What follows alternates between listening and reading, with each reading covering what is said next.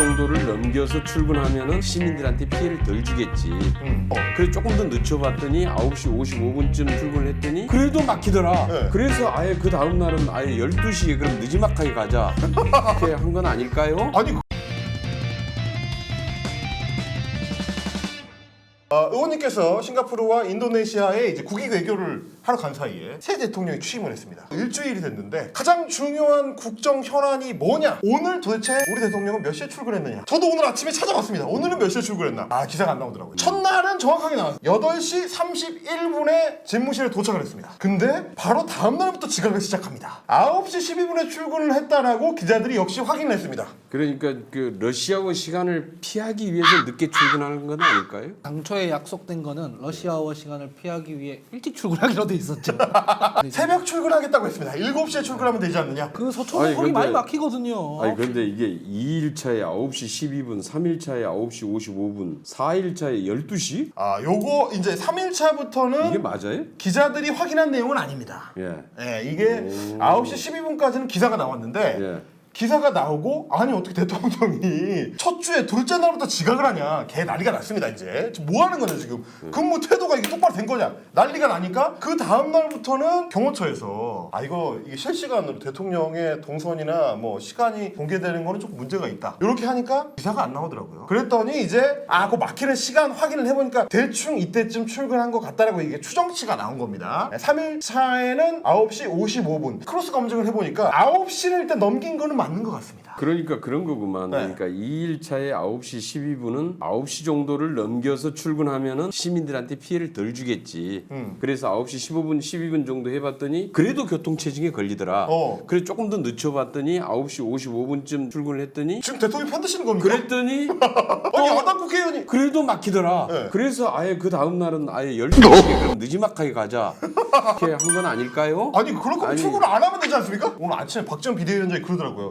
뭐 이대로 가시면 하루에 40분씩 늦어지고 있으니까 다음 달쯤이면 재택을 할 것 같다. 아예 그러니까 출근을 안 하고 재택근무를 하면은 아예 시민들한테 피해는 안 주겠죠. 아무 피해를 안 주겠죠. 집에서 뭐 토리하고 같이 재택근무를 하면 되니까. 그런 비슷한 개념이 청와대 아니었습니까? 관저가 붙어있고 혹시 왜 옮겨서 이 난리를 치냐고. 근데 왜 옮기는 거예요? 저도 뭐 속내는 알 수 없죠. 알 수 없는데 일단 합리적인 이유는 없고요. 좀 일반적으로 상식적으로 생각하기에 일단 준비가 안 됐기 때문에 우선 청와대 들어가서 대통령 집무실이나 관저를 좀 옮겨야 되겠다. 그렇죠. 그러면은 쭉 좀 물색을 해보고 의견도 들어보고 가도 될 텐데 아니 이거는 정말 전혀 준비가 안 돼 있는 상황에서 그 국방부 합참 다 쫓아내고 관저는 외교부 장관 공관 쫓아내고 그 국방부 합참 어디 갈 때라도 정해졌냐고요. 안 정해졌죠. 안 정해졌습니다. 여기에서 발생한 안보 공백은 그래서 NSC 소집이 안 됐습니다. 대통령실의 발표에 따르면 북한이 지난주에 5월 12일 밤 6시 이후에 탄도미사일 3발을 쐈다라고 발표를 했는데 NSC 소집 안 하고 대통령이 참석을 안 했습니다. 이래서 이게 지금 정보 보고나 상황 보고가 제대로 안 되고 있는 거고 청와대 안보센터 지하 벙커라고 얘기하는 시스템이 딱 갖춰져 있기 때문에 바로바로 상황 보고와 정보 보고가 이루어지고 NSC를 소집해야 될 상황이다 그러면 갖다 바로 소집하고 뭐 상임위를 소집해야 될 상황이다 그러면 소집을 하고 할 텐데 지금 여기 지금 이사한 데는 이 시스템이 이게 제대로 가동되고 있는지는 정말 이건 점검을 해야 될 아니 상황인데 이제 대통령실에서 변명하기로는 이렇게 얘기했습니다. 모든 사안에 대해서 NSC를 소집하는 거는 비효율적이기 때문에 사안에 따라서 판단해가지고 소집하도록 하겠다 앞으로 이렇게 얘기를 했는데 근데 이제 저희 상식에는 어쨌든 취임을 하자마자 북한이 처음으로 미사일을 쐈는데 북한한테 어떤 단호한 입장을 보여주기 위해서라도 일단 소집을 했어야 되지 않나. 선제 타격 얘기까지 하면서 그렇죠. 네, 그렇죠. 강력하게 대응하겠다고 몇 번씩 공언을 했는데 이번에 미사일을 쏘았는데 NSC조차도 소집을 안 했다. 그래서 윤호중 비대위원장이 어제 막 엄청 뭐라고 했거든요. 아니 그러면 NSC 소집은 안 하고 그냥 칼퇴하신 거냐? 이렇게 얘기를 했더니 청와대에서는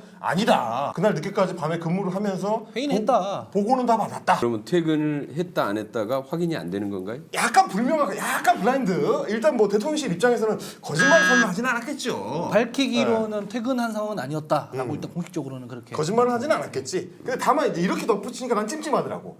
강인선 대변인이 뭐라고 했냐면 대통령은 출퇴근 개념이 없다. 어디서나 일한다.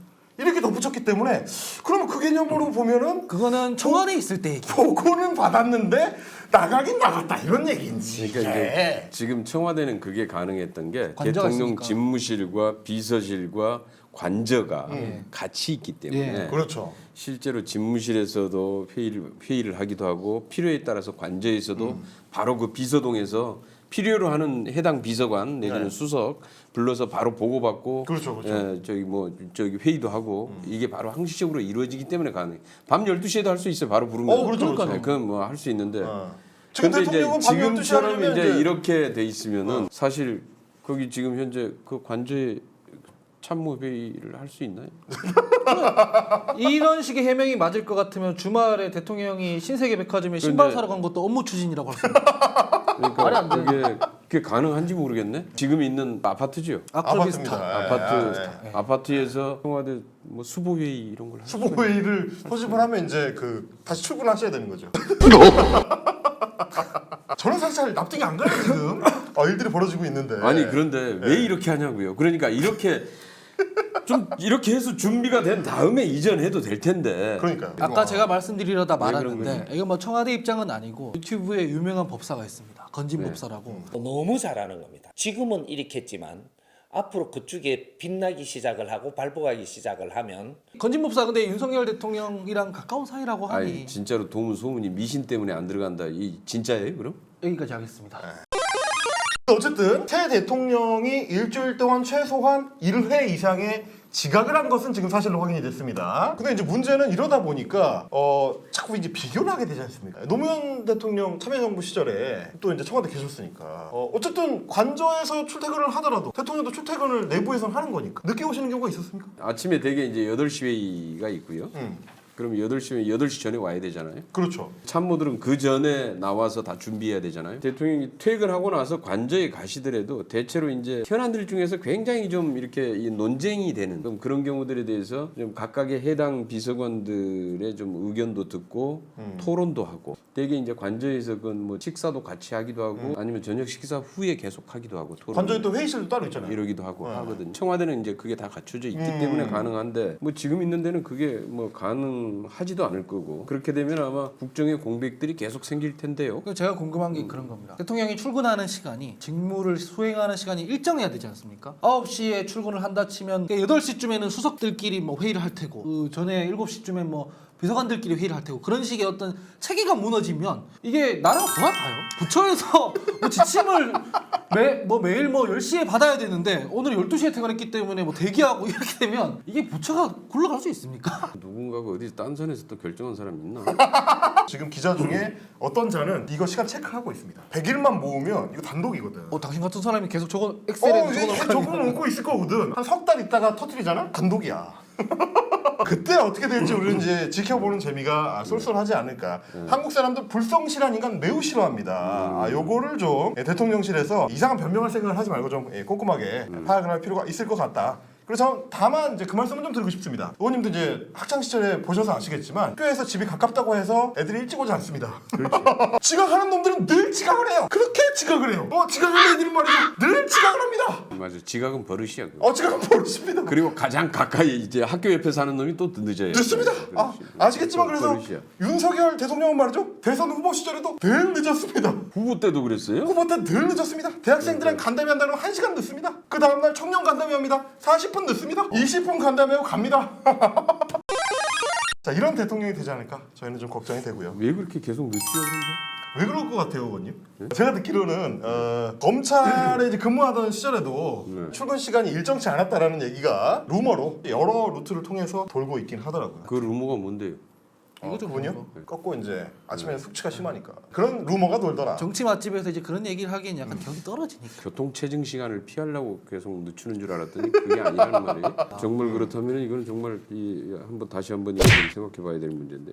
즉흥적이고 제멋대로고 예. 자기 판단이 중심이다 보니까 기존에 있는 시스템에 대한 존중이 없다. 뭐 이렇게도 또 볼 수 있는. 나 오늘 피곤하니까 회의 한 2시간 늦추지. 그렇게 했을 때 부처가 다 대기하고 이런 거는 전혀 생각하지 않는. 시스템 따윈 안정에도 없는. 그게 아니라 이거는 대통령직 국정 운영에 대한 책임감, 사명감 이게 명확하다면 이렇게 나타나질 않죠. 지금 자기가 해야 할 일이 뭔지를 잘 모르는 사람이다. 그렇죠. 길 가다가 지갑 줬잖아요. 그럼 거기에 돈 들어 있으면은 그거 가지고 네. 막 인심 쓰고 네. 풀거든. 자기가 고생을 해가지고 어렵게 번 돈 같으면은 쓸 때도 아껴서 쓰잖아요. 그렇죠. 이 대통령직도 마찬가지인 거예요. 예. 반 문재인만 계속 해갔더니 어느 날 갑자기 대통령이 됐더라. 지갑 주는 거지. 대통령이 뭘 해야 되는지 국정에 대한 책임감이나 이런 사명감, 의무 여기에 대해서는 별로 크게 그러다 보니까 이제 야 당선됐어 오늘 한 잔씩들 국가 권력이라는 것도 지갑 줬듯이 주워가지고 지금 막 쓰고 있다. 이야 이상한 아니, 사람이 지금 그런데 대통령이 돼서 지금 평론도 이상해지고 있어.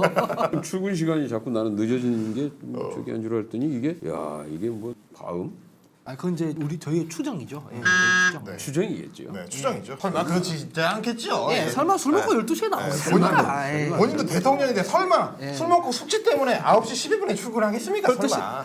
에이, 그러지 않겠죠. 네. 오늘 저희 두 번째 시간 여기까지 같이 해봤고요. 벌써 다 끝났어요? 벌써 다 끝났습니다.